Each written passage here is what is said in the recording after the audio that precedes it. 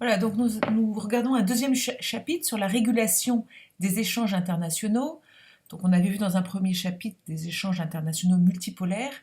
On va voir qu'il y a des pratiques d'échange qui sont divergentes. On va voir aujourd'hui plutôt tout ce qui est protectionnisme, libre-échange et la place de nouveaux traités internationaux, une régionalisation dans le commerce international. Donc premièrement, on va regarder pourquoi le libre-échange. Alors les avantages attendus du libre-échange. D'abord, qu'est-ce que le libre-échange? Tout simplement, c'est une politique commerciale qui cherche à éliminer un certain nombre d'obstacles douaniers. On verra aussi que on va essayer de réguler aussi un certain nombre de normes, donc éliminer les obstacles douaniers pour instaurer entre les pays la libre circulation des marchandises, des services et des capitaux.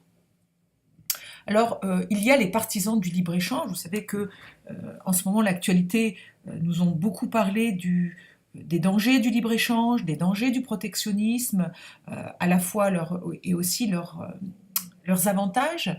Donc, on va regarder comment on justifie le libre-échange.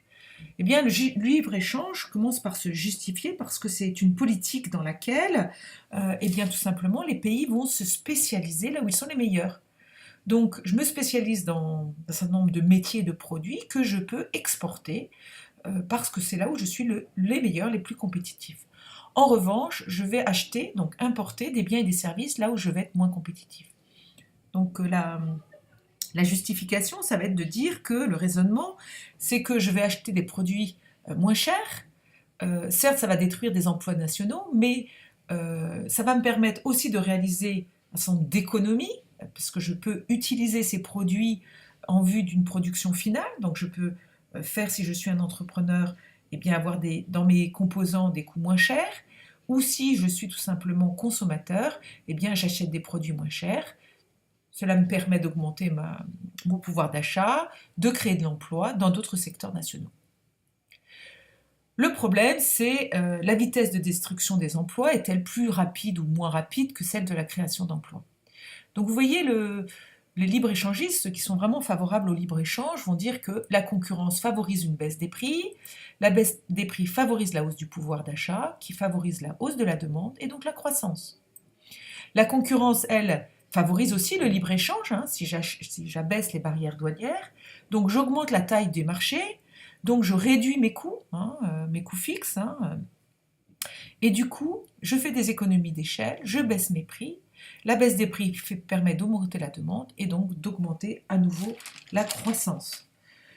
Donc vous voyez bien le libre-échange, oui, le libre-échange permet d'augmenter la croissance, d'augmenter la demande. Donc libre-échange et source de croissance économique, on va regarder au niveau des exportations. En quoi c'est un facteur de croissance? Eh bien, c'est un débouché pour la production. Je peux exporter facilement dans des zones où je n'ai pas de tarifs et de barrières douanières. Donc j'élargis mon marché, je fais des économies d'échelle, c'est positif pour la demande. Je diminue mes coûts unitaires de production en fonction des quantités produites, puisque je produis plus. Mes coûts fixes unitaires diminuent. Donc c'est favorable pour la croissance, pour la rentabilité et la croissance. Au niveau des importations, c'est aussi facteur de croissance parce que tout simplement, je diminue les prix de vente de certains de mes produits. Je peux augmenter mon pouvoir d'achat, diminuer les coûts de production grâce aux biens intermédiaires importés à bas prix. Je suis plus compétitif.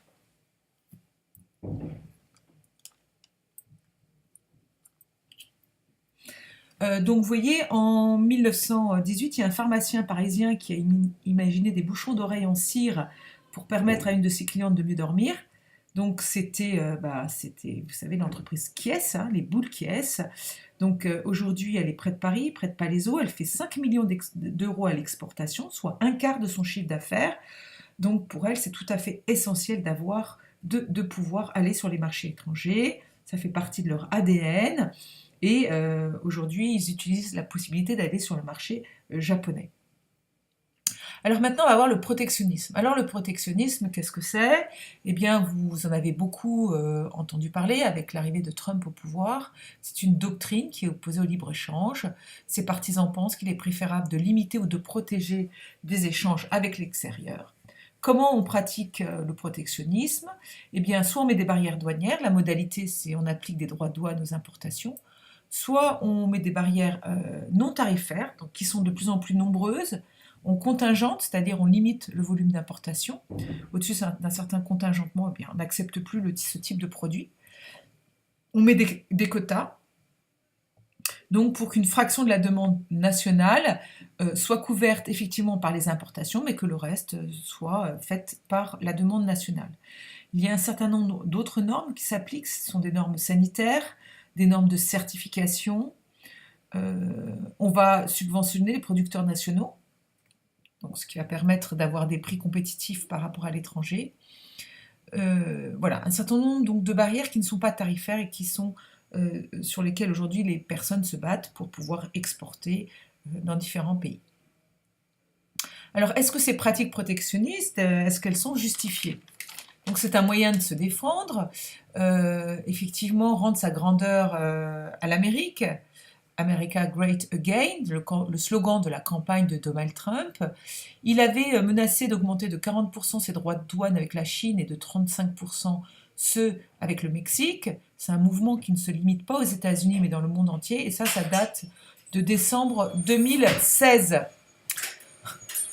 Les mesures non tarifaires, est-ce que c'est une forme de protectionnisme ?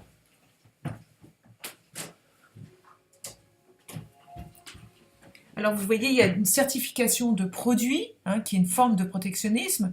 On ne va accepter vos produits que si ils ont une certaine certification. On va regarder l'origine des matériaux, on va regarder leur emballage, on va regarder la réglementation sur les produits, est-ce qu'ils sont génétiquement modifiés, etc. On va voir interdire certaines substances pour des raisons sanitaires. Voilà, donc vous voyez un certain nombre de mesures non tarifaires qui sont des formes de protectionnisme. Alors ces mesures sont destinées à protéger les consommateurs des pays importateurs, elles vont entraîner des contraintes et un alourdissement des coûts pour les exportateurs. C'est pourquoi l'OMC, l'Organisation mondiale du commerce, considère que ce sont des mesures non tarifaires. L'avantage va être évidemment de protéger les entreprises locales, de sauvegarder l'emploi, de maintenir aussi une certaine protection sociale et de protéger peut-être certaines industries, on va dire, naissantes. Alors l'impact du retour du protectionnisme, elle comporte cependant un risque pour les pays qui les ont mises en place. Une rétorsion des pays qui subissent ces mesures, des difficultés pour le pays normalement importateur de se passer de certains produits importés qui n'arrivent pas sur le territoire national.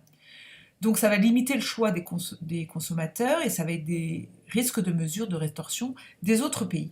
Alors par exemple, Donald Trump a imposé des taxes au printemps 2018 à l'Union européenne sur l'acier et l'aluminium qui provenaient de l'Union européenne aux États-Unis. Eh bien, tout simplement, l'Union européenne a durci le ton et a employé des mesures de rééquilibrage, notamment sur les Harley-Davidson. C'est-à-dire qu'à son tour, l'Union européenne a imposé des mesures drastiques sur les Harley-Davidson qui ne pouvaient plus arriver en Europe. Donc, les États-Unis ont alors suspendu leurs mesures sur ces produits venant d'Europe, donc c'est-à-dire l'acier et l'aluminium, et ont engagé des discussions pour trouver un accord plus global. Donc, vous voyez, le protectionnisme de Donald Trump est quand même limité, si d'un autre côté, il réalise que lui aussi commerce avec le reste du monde. La Commission européenne a aussi renforcé sa parole, a renforcé le ton vis-à-vis de la Chine. La Chine en était assez passive vis-à-vis de la Chine, notamment parce que l'Allemagne exportait beaucoup sur le territoire chinois. Et depuis, donc, elle essaye de publier un plan qui est destiné à rééquilibrer les relations avec Pékin pour qu'il y ait un certain nombre de mesures qui permettent aussi à l'Union européenne d'exporter vers la Chine. Alors, pourquoi une régionalisation des échanges? Donc, vous voyez, on a libre-échange, protectionnisme, et finalement la voie de sortie, c'est sans doute une régionalisation des échanges. Donc, qu'est-ce que cette réalité de la mondialisation? Qu'est-ce que la régionalisation des échanges? Ce sont des regroupements de pays au sein d'espaces géographiques d'échanges privilégiés. Donc, dans la mondialisation qui correspond à l'ouverture des économies, à l'émergence d'un vaste marché mondial de biens, de services et de capitaux qui s'affranchissent de frontières politiques et économiques, de barrières douanières, eh bien, il va y avoir des zones dans le monde qui vont chercher à obtenir des traités pour avoir des échanges particuliers dans le monde. Alors bien sûr, celle qui est la plus connue pour nous, c'est l'Union européenne. Mais vous allez voir qu'il existe des accords régionaux tout à fait importants qui se sont multipliés depuis une vingtaine d'années. Il en existe 267. Donc vous voyez, l'Union européenne est bien sûr une zone d'échange absolument unique et privilégiée dans le monde, mais il existe bien d'autres accords régionaux en vigueur. Il n'y en existait que 70 en 90. Ces accords géants sont négociés ces dernières années et portent moins sur les tarifs douaniers que sur les normes, la protection des investissements et la propriété intellectuelle. Alors regardez tous ces accords qui existent. Vous avez à droite, sous forme d'un poids, le poids des échanges de marchandises au sein de ces principaux blocs commerciaux, et cela en 2014 en milliards de dollars. Donc vous voyez, en milliards de dollars, les échanges de marchandises au sein de l'Union, 3,844 milliards de dollars. Au sein de l'ALENA, qui est l'association de libre-échange nord-américaine, 1200 milliards de dollars, etc. Donc vous avez le Mercosur, 5 pays d'Amérique du Sud qui ont négocié un traité de libre-échange, l'ASEAN, 10 pays d'Asie du Sud-Est, le CIE, 9 anciennes républiques soviétiques, bien sûr Maastricht, l'Union européenne, 28 pays de l'Union. Vous avez le CETA, le Canada, un traité de libre-échange entre le Canada et l'Union européenne, 3 900 milliards de dollars en 2014, et le TAFTA, qui est les échanges entre les États-Unis et l'Union européenne. Alors ce TAFTA, eh bien, il a été arrêté, donc vous voyez, il est marqué en cours de négociation. Il n'a plus lieu depuis l'arrivée de Trump au pouvoir. Ces négociations se sont arrêtées tout simplement sous l'influence d'un certain nombre d'associations, notamment européennes, qui ne souhaitaient pas que ce traité continue avec l'Union européenne, notamment Foodwatch, parce qu'ils pensent que ce traité n'était pas assez transparent sur la composition des produits agroalimentaires en provenance des États-Unis.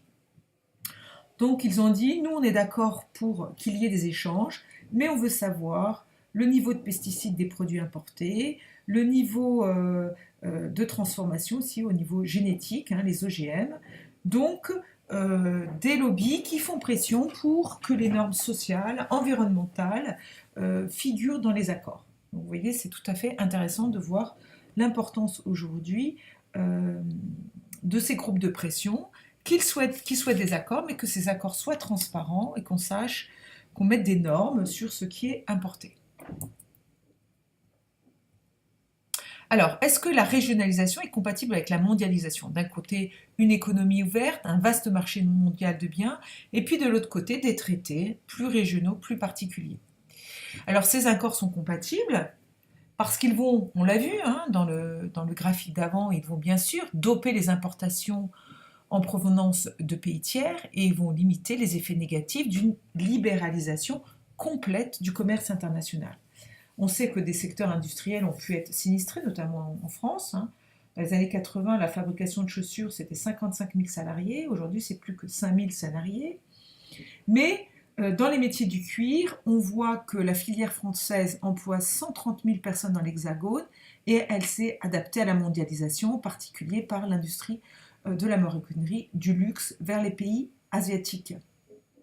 Et que ce secteur commence à être excédentaire puisqu'il exporte pour 1 milliard d'euros de plus que ce qu'il a importé. Donc spécialisation par pays, donc par exemple une filière du cuir du luxe pour l'Europe vers l'Asie du Sud-Est, une plus grande variété de produits, une innovation. En revanche, eh bien, il faut se battre pour limiter la disparition d'industries, d'activités non compétitives, la délocalisation et parfois la baisse de salaire.